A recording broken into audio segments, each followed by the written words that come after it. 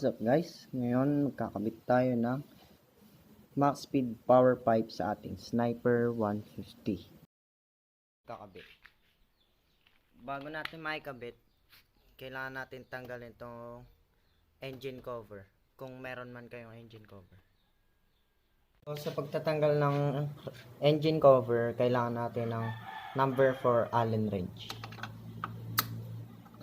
Base yan sa mga nut nyo mga paps, kung anong klaseng lock yung ginagamit nyo sa engine cover. Tapos naman yan, pwede na natin hugutin. Yan.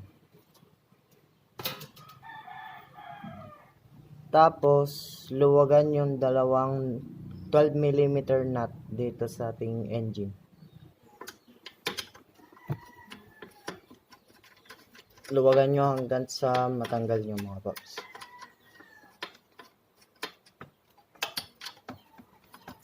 Bago nyo hugutin mga paps, may tatanggalin muna tayo dun sa bandang gulong sa likod.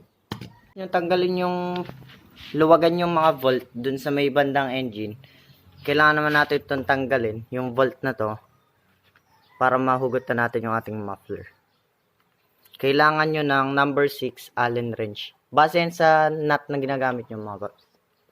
Tanggal na natin yung nut mga paps, yung bolt. Tapos hugutin na natin yung mga nut dito. Yan. Para makuha na natin yung muffler. A few moments later. So ayun nga mga paps, nahugot na natin yung ating stock muffler. Tapos sisimulan na natin ngayon ikabit yung ating elbow, max speed power pipe elbow.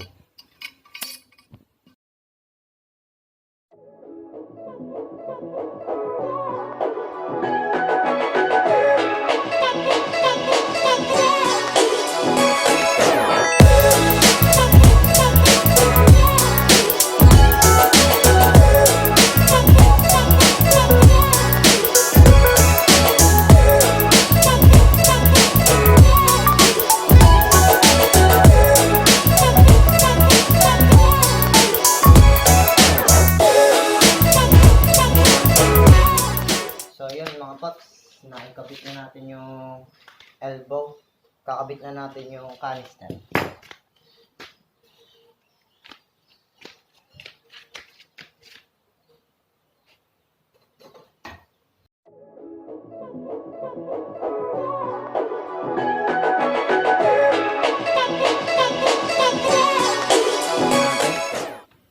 So ililipat na lang natin yung heat guard nito sa heat guard ng stock pipe natin sa ating power pipe.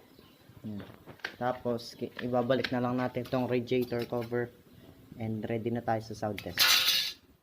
A few inches later.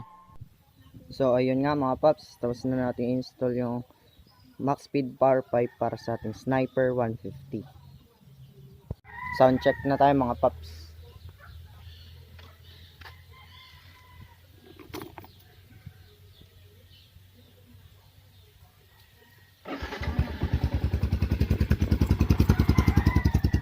Idle.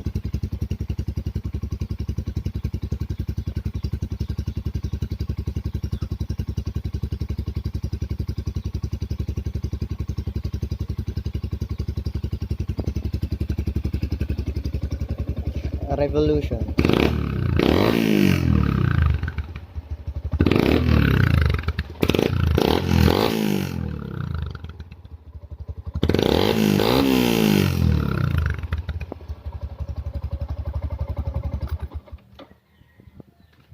So yun nga mga paps, medyo maingay nga talaga. That's all for today. Subscribe.